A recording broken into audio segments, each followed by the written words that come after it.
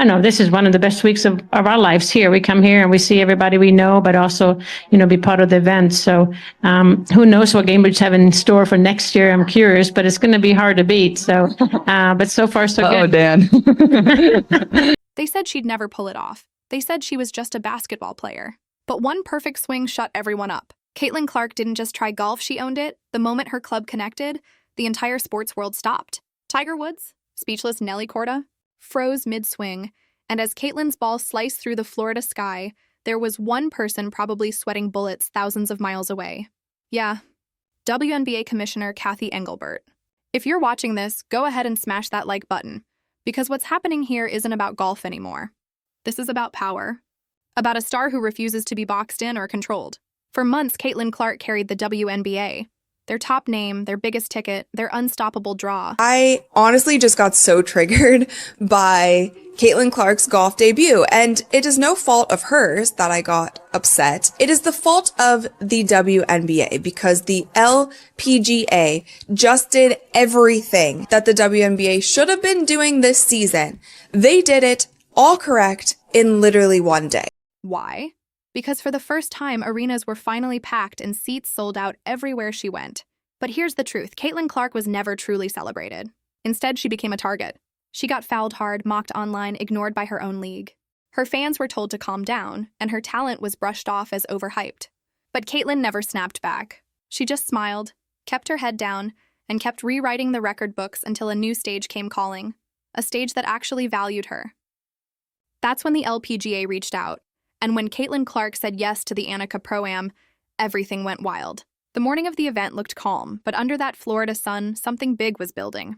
Caitlin stepped up to the tee, surrounded by a crowd stacked 10 rows deep, cameras everywhere. Even Golf Channel cut in mid-round just to catch her swing. Then came the sound of the ball slicing through the air, and everyone stopped. Tiger Woods, standing behind the ropes, just shook his head and said, "Wow." Nelly Korda couldn't help but grin. In that moment, everyone realized this wasn't just a guest spot. This was domination. Within minutes, the internet exploded. Hashtags with Caitlin Clark and golf took over social media. LPGA ticket sales spiked so fast that websites started crashing. And for the first time in history, golf was trending higher than basketball. The LPGA understand what's great for business. Not what's good for business, what's great. It'd be nice if the WNBA could get with the program. It'd be nice if you didn't allow your greatest asset to get beat up and hacked and fouled 94 feet and be targeted since day one of stepping into the league. It'd be nice. It'd be smart. You'd be better off. But you guys are going to do what you... Somewhere in New York, Cathy Engelbert was probably glued to her screen, watching those numbers explode, and her face said everything. Panic. Pure, undeniable panic. The one player she thought she could control was now controlling everything. You can almost imagine the warnings.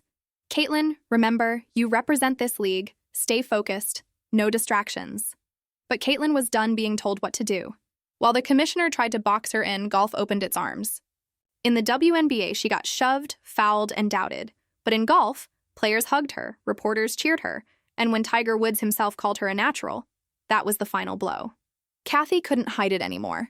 This was her absolute worst nightmare. Sponsors started dialing the LPGA instead of the WNBA. Fans began shifting their attention. Even some WNBA players started whispering, maybe Caitlin had made the right move.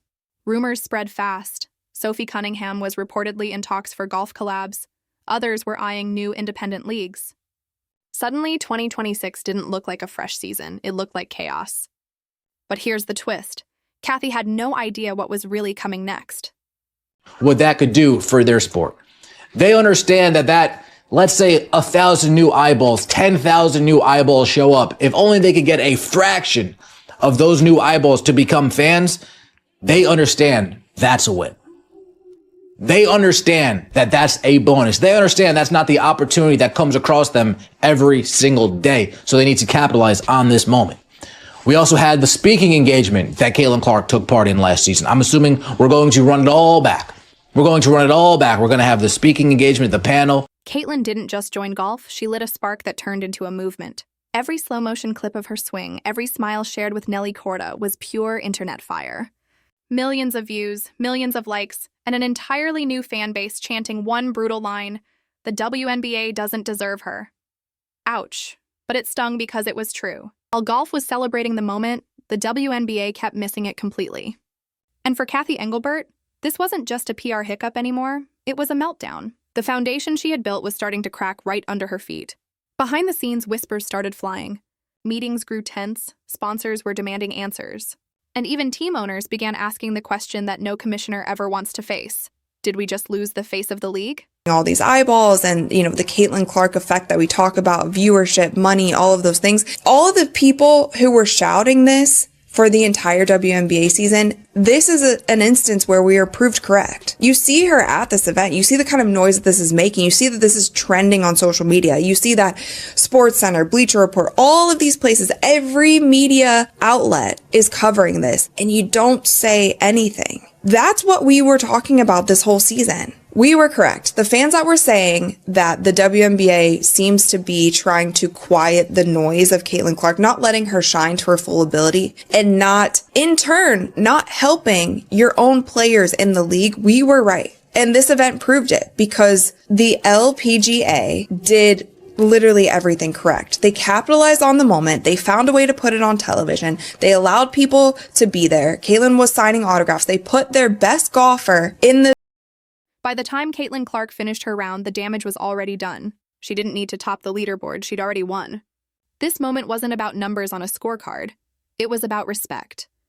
Golf fans adored her, legends admired her, and the internet crowned her the queen of every game. Meanwhile, Cathy Engelbert sat frozen in silence. Every news outlet ran the same headline: Caitlin Clark breaks the internet of golf. That's when panic turned into something deeper: realization. Cathy wasn't just losing control of a player. She was losing a piece of sports history. So amazing. She's so sweet, so nice. It was nice to kind of get to spend some time with her.